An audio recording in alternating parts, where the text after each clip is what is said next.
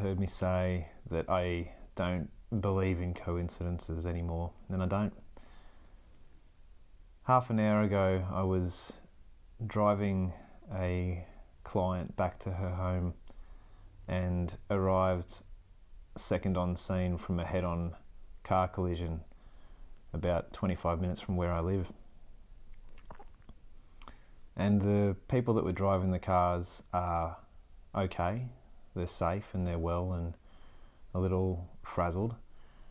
And I got out on our side of the road and pulled over and just let the client that was in the passenger side of the car that I was driving know that I might just be a little while to go and help. So I got out of the car and parked it safely and went over to check the person who was involved in the collision and make sure she was okay. And she was shaking, and as any of us would be,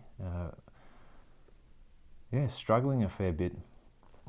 No obvious injuries to her body, and I had a chat to her and just said, do we need to call an ambulance? Are you okay? How's your body? And she kind of gestured towards her neck and said that my neck's a bit sore, but I'm okay. And then she started to shake. And so I just spoke to her and listened to her, and I let her know that it was over now. The hard part was over, right? You often wonder, what the heck do you say in situations that are like that? Nothing prepares you for it. You can try and role play certain scenarios in your head, and it might help a little bit to imagine what you might say. But when this lady was just shaking, and the first thing I said to her was, "Who do you need to call?"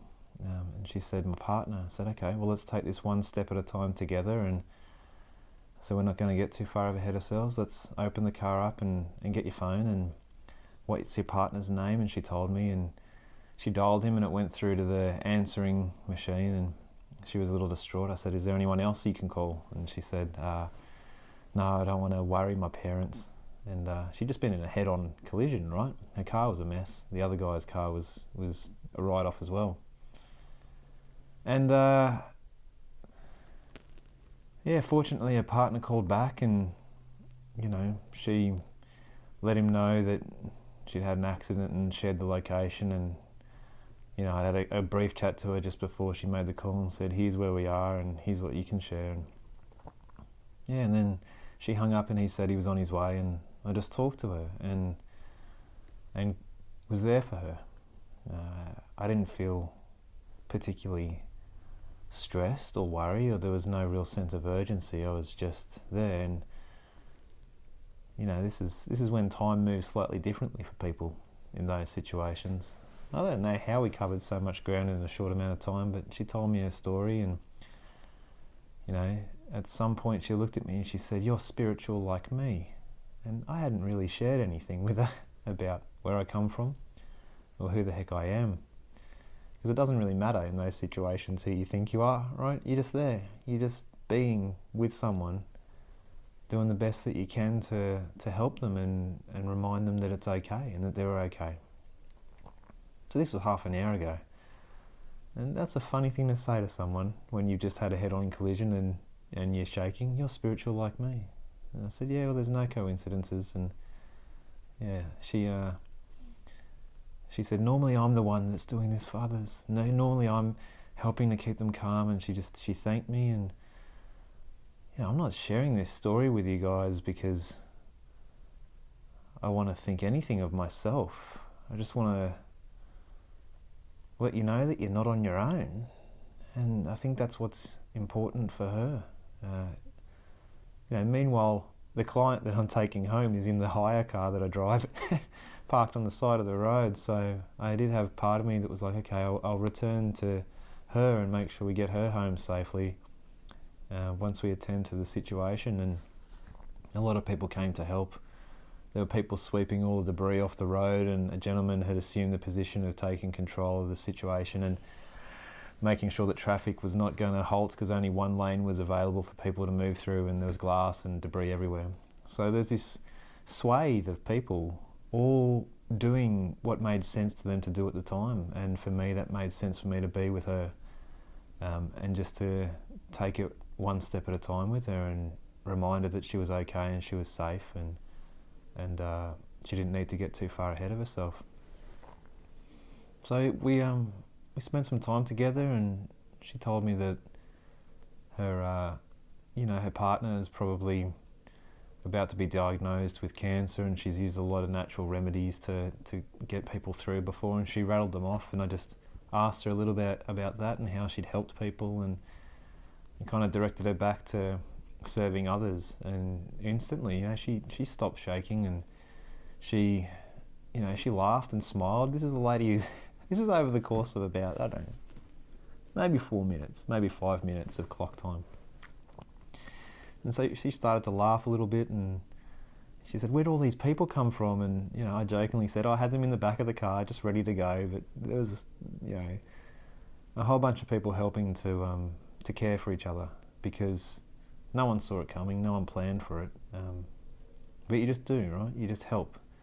And I think the most comforting thing for her was to just know that she wasn't on her own. And I said, "I'll stay with you until you feel comfortable, and we'll take it one step at a time, and you're not on your own." And she's okay. And I think that was just a really important thing, was to sit down with her and just remind her that she's okay. And I'll say the same thing to whoever the heck is listening to this. You're okay. And I'll say the same thing to you that I said to her. You're not on your own. You're not on your own. There's a lady that lives about 200 metres from my place where I am at the moment. And a few months ago, I was driving up the street, and I just finished listening to a second run through of Atlas of the Heart by Brené Brown.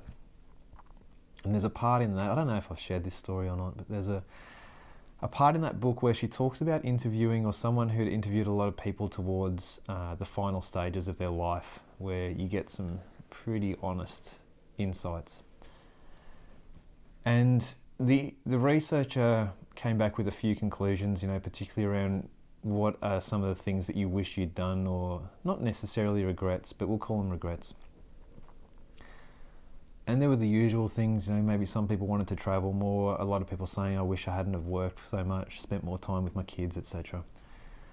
But one of the things that had just landed with me as I was driving home, that I'd heard again and again, was one of the deepest regrets people had when they looked back on their life was not taking the small moments or opportunities that were available to them to be kind towards another person. I thought, of all the things that we might wish we had have done in our lifetime, so many people look back and go, "I wish I had have just taken the opportunity that was presented to me to be kind to someone." Whether that was just to say what was on your heart and let them know that another person was valued, or whether there's 1,000 or 100,000 scenarios you can imagine of opportunities to be kind. So I had this playing in my mind, and as I was driving up the street that's adjacent to where I live, kind of drove past and saw something out of the corner of my eye. This must have been about 4 or 5 months ago. And I noticed that there was a lady that was in her driveway, and she was distressed. And as I kept driving, it was a 50-kilometre-hour zone. She, I caught out of the glimpse of my eye something that looked, furry. And I figured that there was a creature or an animal that had passed away, or something in her driveway. And by the time I'd managed to process this thought, I was a couple of 100 metres up the road, turning left into my street. And so I got to my driveway, and then that voice just hit me and said, "Mate, turn around. What are you doing? All right? What are you doing? Go back and help." So I did, and I went back and pulled up next to her, and she was in a driveway, and she was just standing there crying. And I got out and I said, "Are you okay?" Which was a silly question to ask. "Are you okay?" She said, "No, I've just run over my cat." And, I think I might have shared this story with you before, but yeah, she'd just killed her cat, and Same sort of thing. Was there anyone that she needed to call? No. Is there anyone that you need to talk to? No. Do you need a hug? She said yeah, so I gave her a hug and I said, I'm sorry for your loss. And I didn't try and reframe it or distract her. I said, I'm sorry for your loss, you know, and stood there with her as she mourned her cat that she'd just run over. And that was it, you know. Spent a bit of time with her and yeah.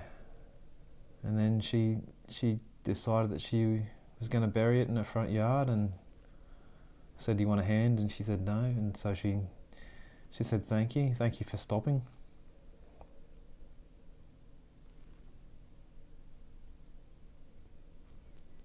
Maybe that's it, hey? We're so darn busy. Maybe that's what we'll call this episode. Thank you for stopping, you know. Sometimes just to stop and take a breath is the kindest thing you can do, and helping somebody remember that their breathing is probably even more kind if you can stop long enough to do it. I've been wondering what I am called to be and do in this life, and I'm wearing this is my hire car suit. When I finished up in the corporate world, I got all of my business attire and folded it up and had a fleeting thought of maybe I'll never need this again. In fact, in my last week in corporate, I swapped my business shoes for runners. Not so I could run out the door, but just so I could go for a more comfortable walk when I had a break to talk to people. So I wore sneakers with my business attire because, yeah, it just made sense to me to do that. And then I packed it all away once I left my job, and I thought, maybe I'll never need to put on this suit again. And sure enough, here I am, humbly wearing a white business shirt and black pants and my grandfather's shoes. And well, I'm back here again. You never know where you might find yourself, right?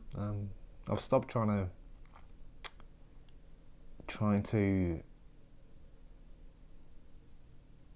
create and get attached to the plan I have in mind for my life, and now I just am grateful for being used in whatever way makes sense to be used by God or by life, whatever you want to call it. And so today I'm grateful.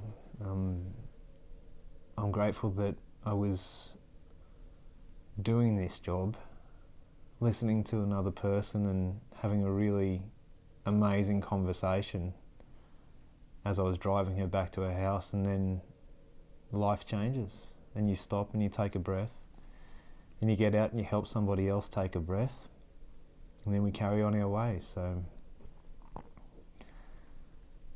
maybe that's what's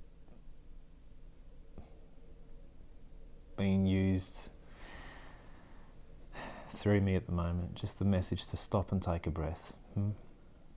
And when you do, I imagine you'll be pretty grateful for it. You really can. We can replace cars and things. The material world is infinitely replaceable except for you. There's only one you, so please, for heaven's sake, be kind to yourself, and I mean it, take care of yourself, because you're a gift. And yeah, no coincidences.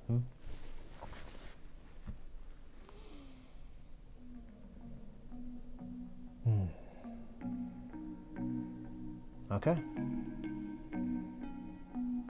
See you next time. Thanks so much for listening and sharing this space with me.